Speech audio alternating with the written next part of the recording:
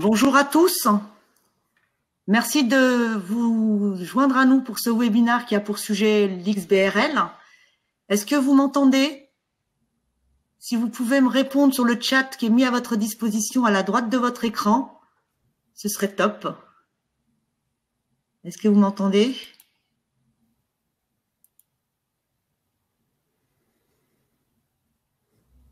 Je vais attendre les premières réponses avant de commencer. Merci beaucoup Aurélie, merci de votre réponse. Donc on va pouvoir commencer.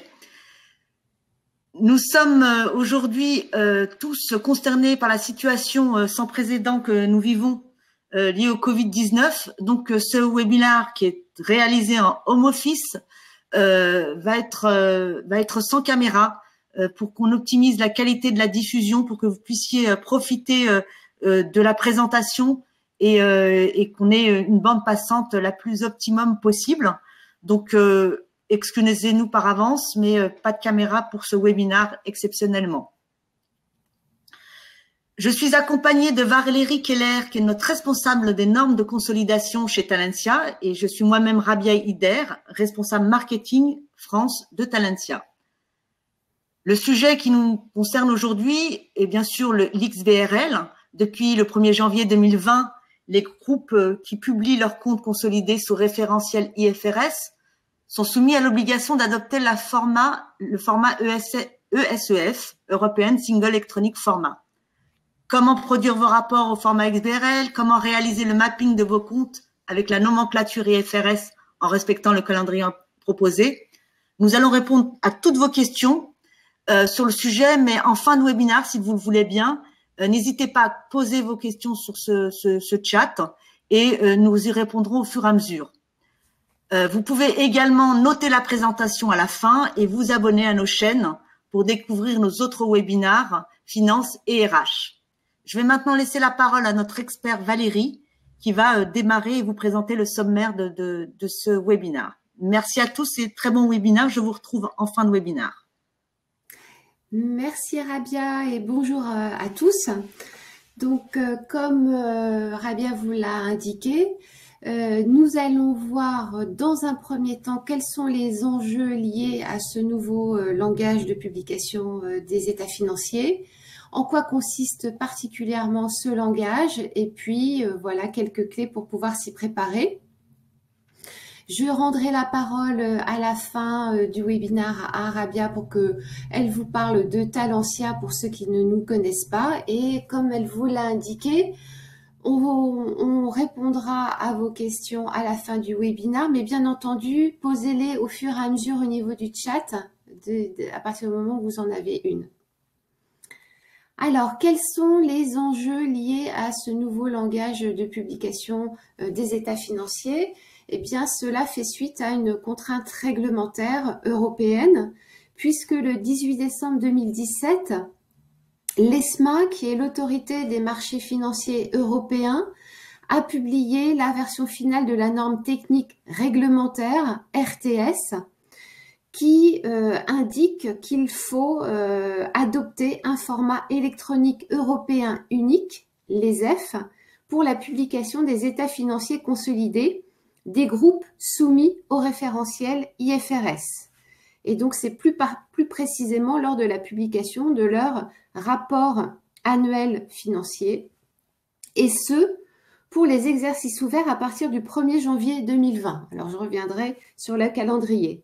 Donc, ce nouveau format de publication va mettre fin à la publication sous le format PDF, puisque la plupart des groupes utilisaient ce format pour la publication de leur rapport financier. Donc, ce format était figé et ne permettait pas une analyse très aisée. Et du coup, cela met fin à ce format au profit d'un format électronique nommé XHTML, mais qui est balisé selon un langage spécifique XBRL en accord avec une taxonomie dédiée et spécifique. Alors, je reviendrai sur ce point dans la deuxième partie. Donc, cette contrainte réglementaire, elle a quand même pour objectif une meilleure communication financière et elle est surtout à destination des investisseurs et des analystes afin qu'ils aient un outil qui leur permette de plus facilement de proposer une meilleure communication financière, notamment à destination des investisseurs et des analystes, voilà, afin qu'ils puissent faire des comparaisons de groupes européens dans des langues différentes d'un indicateur, par exemple, comme le chiffre d'affaires. Donc, ça remonte à la publication de la directive de transparence en 2015. Et ensuite, après plusieurs années, on arrive à 2017 et donc l'adoption de ce reporting spécifique. Alors, en termes de calendrier et en termes d'États qui vont être concernés par ce nouveau moyen de communication, eh bien, il faut déjà se dire que les comptes intermédiaires ne sont pas concernés. Ça veut dire que pour un groupe qui a comme date de clôture le 31 décembre, eh bien, c'est cette clôture du 31 décembre qui est donc publiée premier trimestre 2021 qui va être concernée. Et plus particulièrement, on ne va pour l'instant travailler que sur les états financiers primaires, à savoir le bilan, donc l'état de la situation financière, le compte de résultat, mais comme on est en IFRS, vous avez à la fois le résultat net et à la fois l'état du résultat global avec les OCI, le tableau de variation de flux de trésorerie et la variation des capitaux propres. Donc, ces états primaires vont être disponibles sous le format électronique unique IXBRL. Ce qui veut dire que pour le moment, les annexes ne sont pas soumises à ce format électronique. Il faudra attendre l'exercice 2022, donc le premier trimestre 2023, comme résumé dans cette slide de synthèse. Donc, on voit que pour les comptes de 2020 déposés en 2021, eh bien, on va avoir voilà, à la fois des balises XBRL et à la fois les annexes sans balises. Donc, on va sûrement rester avec une production des états sous format PDF pour cette partie. Il faut donc attendre 2023 pour les comptes de 2022 pour avoir la totalité des états primaires et des annexes IFRS balisés, sachant que les annexes vont être balisées par bloc. Alors, maintenant, si on passe à la partie plus technique qui va nous permettre de comprendre ce langage, eh bien, je vais m'aider de cette équation simple pour essayer de vous expliquer ce qu'est ce langage IXBRL. Donc, le point de départ, c'est le fait que les états financiers du rapport annuel vont devoir être présentés sous forme de page web au format XHTML, donc pouvant être ouverts par des navigateurs web standards, mais ils doivent également porter des balises XBRL qui vont rendre les informations structurées, étiquetées, lisibles par une machine. Et donc, pour pouvoir intégrer ces balises XBRL au document XHTML, eh bien, on va devoir s'aider de la technologie XHTML et plus précisément Inline XBRL, pardon. Voilà, donc ce standard de présentation des données structurées qu'est le format IXBRL, eh bien, permet d'encapsuler les balises XBRL aux pages XHTML. Alors, il faut savoir que ce format IXBRL est une mise à jour de la spécification XBRL qui est déjà utilisée par un certain nombre de régulateurs, à la fois en Europe mais également aux États-Unis et plus particulièrement au niveau des banques et des assurances. Mais la particularité, c'est que les balises XBRL, jusqu'à présent, étaient dans une taxonomie fermée, à savoir qu'il n'était pas possible voilà, de modifier cette taxonomie officielle, alors que je vais vous l'expliquer un petit peu plus loin. Cette taxonomie officielle au niveau bien du langage IXBRL demandé par l'ESEF, eh bien là, on va pouvoir l'adapter aux besoins de chaque rapport, ce qui est avantageux puisque le format va permettre de comparer des états financiers préparés de façon différente, dans des langues différentes, puisque la taxonomie va avoir des libellés en anglais bien évidemment, mais dans les autres langues. Il va permettre de conserver la mise en page du document d'origine.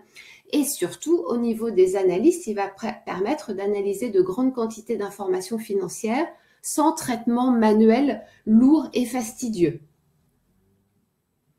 Donc, je vous parlais justement de cette volonté de taguer les différents états financiers de chacun des groupes qui publient selon le référentiel IFRS.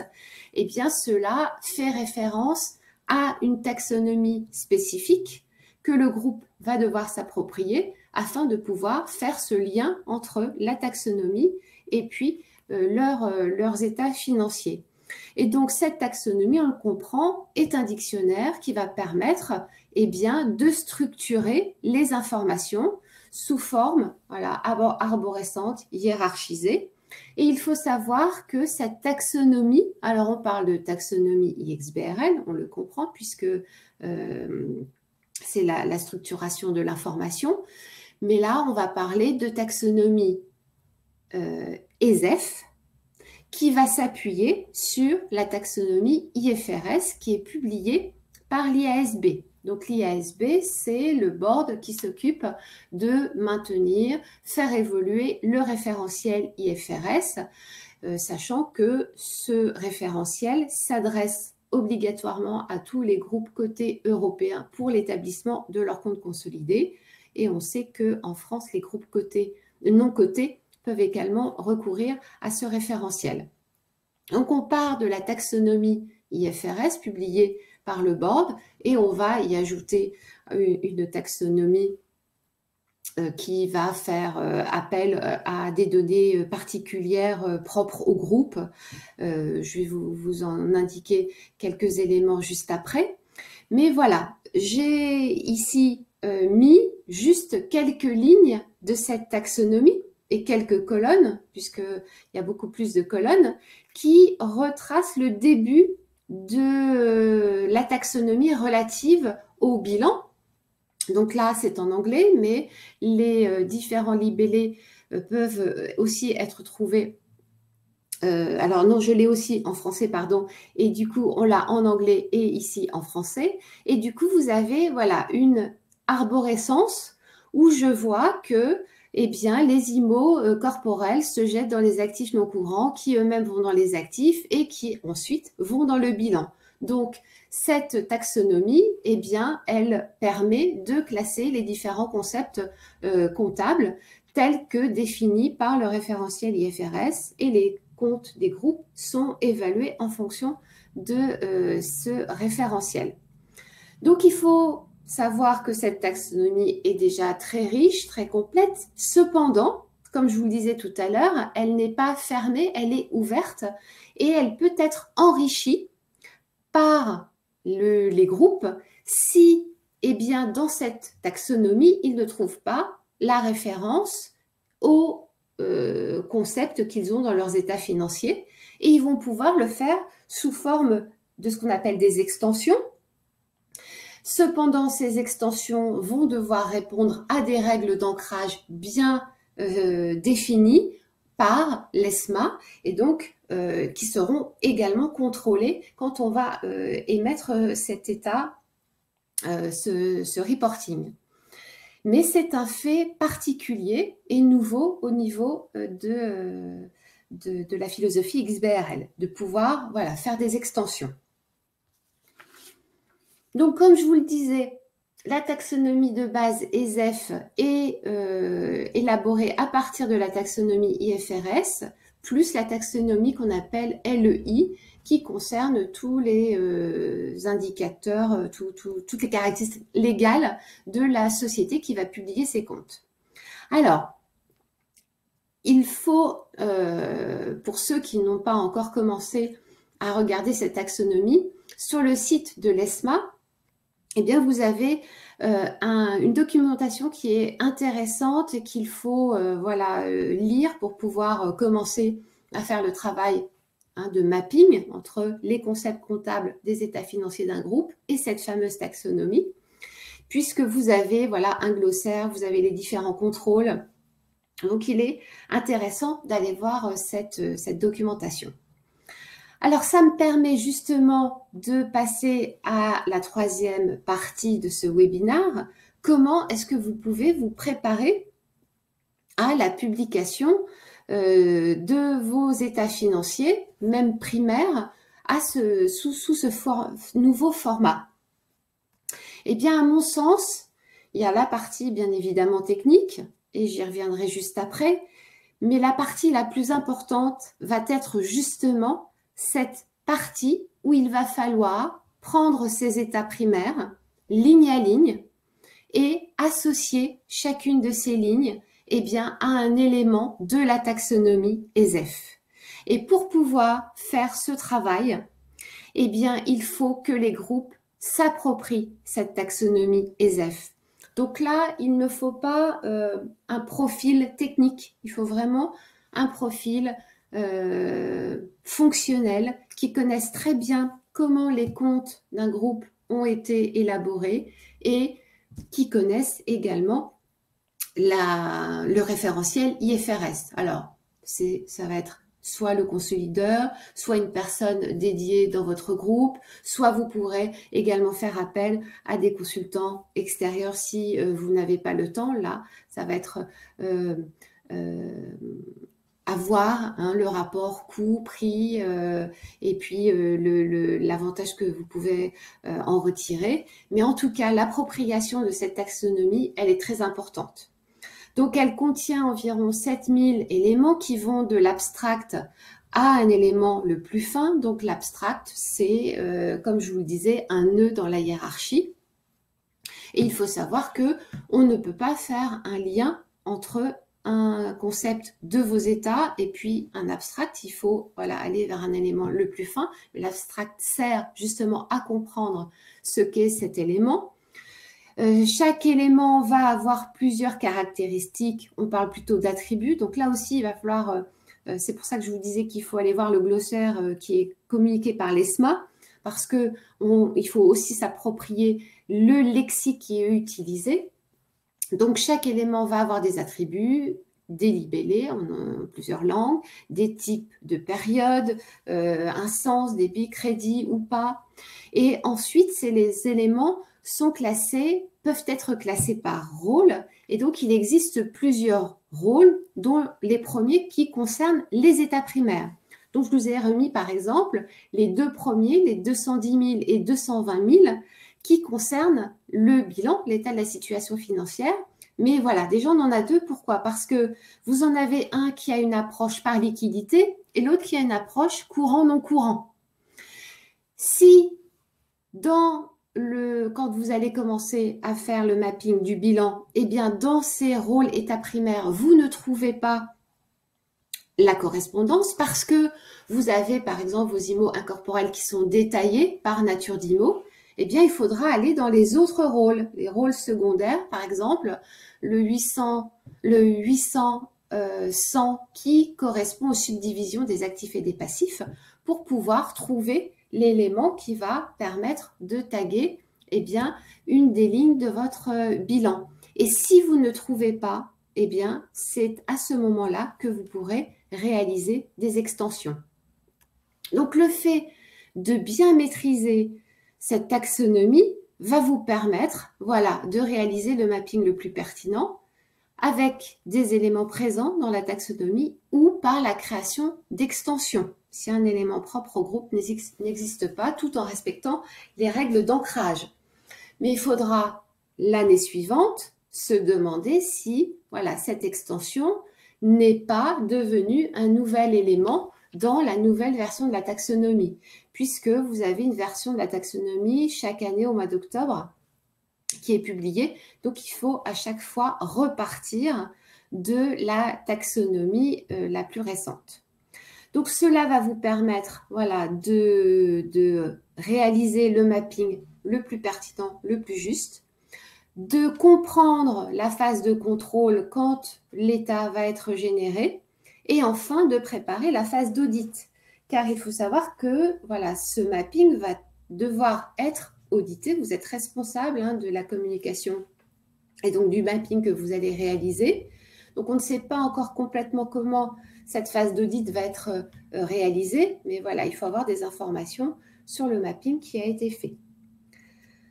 Alors, l'objectif de ce webinaire n'est pas de vous faire une démonstration de ce qu'on a fait dans notre produit.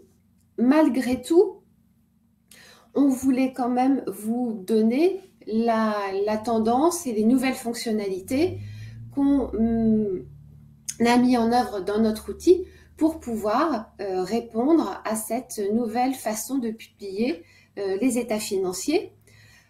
Vous pourrez d'ailleurs à ce propos, si vous voulez une démonstration personnalisée, eh bien faire appel, soit nous contacter, soit le mettre dans le chat. Donc nous avons,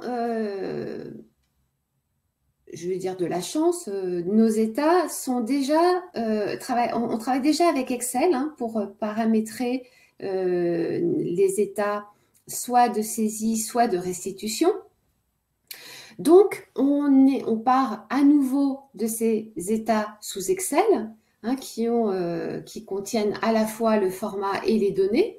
Et on a ajouté une nouvelle palette qui va permettre de faire le mapping. Cette palette allant chercher la dernière taxonomie en vigueur au moment de la réalisation de ce mapping.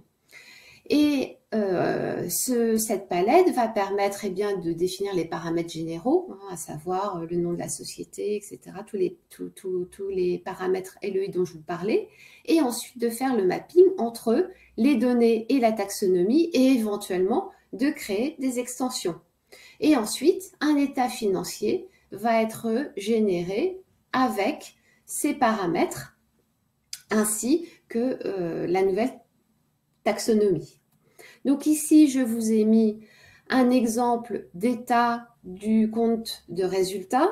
Et donc, on a essayé, voilà, dans la phase de mapping, donc il faut quand même, comme je vous le disais, bien connaître la taxonomie, mais on a essayé de rendre l'approche et la recherche dans cette taxonomie intuitive, puisqu'on a déjà classé par rôle. Donc, vous voyez, vous pouvez faire aller chercher au sein des rôles l'élément que vous connaissez et que vous allez pouvoir mapper avec la ligne qui est surlignée. Ou alors, si vous ne savez pas, par exemple, le résultat par action, vous ne savez pas dans quel rôle il peut se situer, vous pouvez faire une recherche par mots-clés en éliminant ou en intégrant des types d'éléments. Donc, je ne veux pas du tout les abstracts ou je ne veux pas les axes d'analyse. Donc, on peut faire une recherche plus fine. Et une fois que vous êtes d'accord avec le choix, vous appliquez. Et du coup, le fait d'appliquer, fait le mapping ou le tag, on parle de balise aussi, est réalisé et vous pouvez revenir à tout moment dessus et vous pouvez voir quelles sont les caractéristiques de l'élément que vous avez associé. Alors, ce n'est pas seulement cela, puisque vous avez plusieurs étapes. Donc là, j'ai vu avec vous l'exécution des états financiers qui doivent être exécutés avec les données, mais avec la taxonomie. Donc, la structure des états financiers, elle est exécutée avec les données, plus les paramètres généraux, plus le mapping, ainsi que la taxonomie et ses extensions. Ensuite, cet état est converti au format XML et on génère également la taxonomie qui peut être une nouvelle taxonomie si jamais le groupe à réaliser des extensions. Ensuite, vous avez une partie de validation et de contrôle avec des contrôles techniques. Est-ce que le format des données correspond à ce qu'on attend? On doit aussi valider le paramétrage. Est-ce que la période est bien définie? Le code LEI également est valide. Et ensuite, est-ce qu'au niveau du mapping, on n'a pas, par exemple, associé un même élément à deux concepts, ce qui n'est pas possible. Et donc, dans ces cas-là, on peut, si on a des messages d'erreur, eh bien, revenir aux 2 étapes précédentes. Mais si, eh bien, il n'y a pas de message et qu'on est d'accord avec ce qui a été validé et contrôlé, eh bien là, il y aura une génération et une diffusion du package final qui va être composé du document XHTML, du document XBRL, d'un viewer iXBRL et puis de la description de la taxonomie. Donc, cette mise en place est un véritable, à mon avis, projet au sein de la direction financière. Ce n'est pas juste associer des concepts comptables avec des éléments dans la taxonomie, mais c'est peut-être une véritable opportunité pour analyser le format de vos états financiers, revoir la façon dont vous les présentez et je pense qu'il faut le prendre plus pour une opportunité que pour une contrainte, même si je sais que cela va dans déjà un contexte de clôture des comptes déjà très serré, eh bien, vous demander un travail supplémentaire. Donc, je vais redonner la parole à Rabia pour qu'elle vous présente rapidement qui nous sommes. Et après, on passera à la partie questions-réponses. Oui, merci beaucoup Valérie, merci pour cette présentation. Effectivement, Valérie va rester avec nous pour répondre à toutes vos questions dans quelques minutes, en fin de webinaire. Avant tout, pour ceux qui ne connaissent pas, Talentia Software est un éditeur de solutions de digitalisation des fonctions RH et finance qui cible principalement les ETI. Nos solutions donc de la performance financière vont de la comptabilité en passant par la consolidation, les reporting et l'élaboration budgétaire. Et concernant la RH, on fait de la paye RH, de la gestion des talents, de la gestion administrative et des collaborateurs. On est un groupe français avec une forte présence en Europe et les solutions de Talentia sont complètes, intégrées et elles répondent à la complexité que doivent aujourd'hui gérer les entreprises. Nous sommes heureux d'accompagner et fiers d'accompagner plus de 3600 entreprises dans l'ensemble de l'Europe et nous avons généré en 2018 70 millions de chiffres d'affaires et avec 430 collaborateurs. Donc, pour rentrer un peu plus précisément dans l'offre finance, pour vous la présenter, Talentia Financial Suite, c'est une plateforme unique pour gérer la gestion de la gestion financière qui va du pilotage de la performance et en passant par la consolidation et la clôture. Tous les acteurs de la finance partagent en temps réel la même information d'une manière sécurisée et avec un format adapté, avec pour chacun des niveaux de granularité, d'accès, etc., qui sont simples et sécurisés. Pour rentrer un peu plus dans le détail de l'offre, cette diapositive, elle montre un peu la vision métier de Talentia Finance. Donc, c'est une plateforme bien sûr évolutive, c'est-à-dire que on peut activer l'ensemble des solutions ou bien le faire d'une façon très progressive. Donc, elle est certifiée InfoCert, bien sûr. Donc, elle répond aux normes françaises et internationales d'une manière sécurisée. Elle est orientée productivité et nouveaux usages. que ce soit au niveau de la saisie, elle prend au-delà des automatisations qu'on peut avoir sur les écritures, elle bénéficie de la lecture automatique de documents. Sur la consolidation statutaire, qui est aujourd'hui notre sujet, les règles de retraitement sont intégrées et la veille réglementaire réalisée par nos équipes.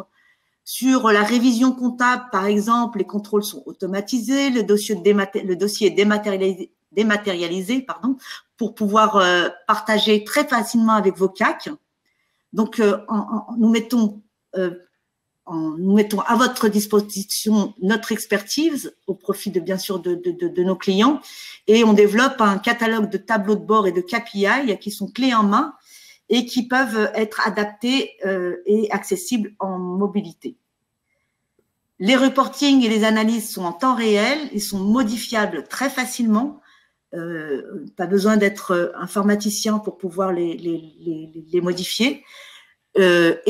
Pour finir, la plateforme, bien sûr, elle est collaborative, et du coup, grâce à des alertes, à des workflows et des partages faciles et sécurisés, voilà, tout le monde peut l'utiliser d'une façon assez simple et rapide.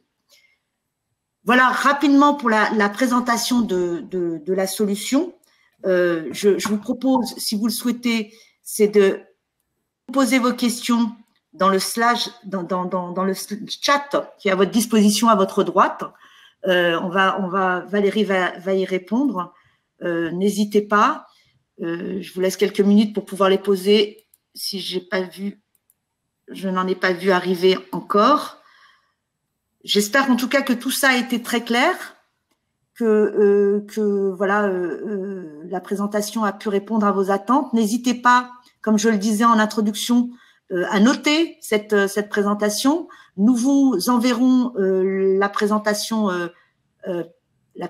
par email, si vous avez laissé votre adresse, bien sûr. Et voilà, donc j'attends de voir s'il y a des questions. Quelques instants encore, et puis si on n'a pas, c'est que Valérie, tout est clair. Donc voilà. Des petites réactions sur le chat nous ferait plaisir, juste pour pas se sentir trop seul.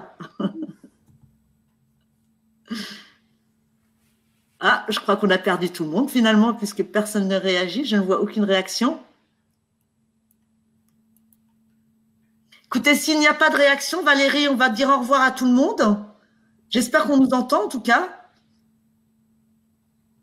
Valérie, tu m'entends? Moi, je vous entends. Moi, tu m'entends, donc très bien. Donc, on va prendre congé en vous remerciant d'avoir participé, en nous excusant des petits problèmes techniques que vous avez pu rencontrer. Voilà, donc nous sommes à votre disposition. N'hésitez pas à nous laisser des commentaires. Et si vous souhaitez, comme Valérie vous l'a proposé, découvrir notre offre grâce à une web démo, n'hésitez pas à le notifier. On reviendra vers vous avec des propositions de date. Oui, ou pour toute autre question. Hein, absolument. Oui, parce que c'est quand même voilà, assez technique. Donc, voilà. J'espère que c'était assez clair. Voilà. Merci beaucoup à tous et je vous souhaite une bonne après-midi et à très bientôt. Merci. Au revoir.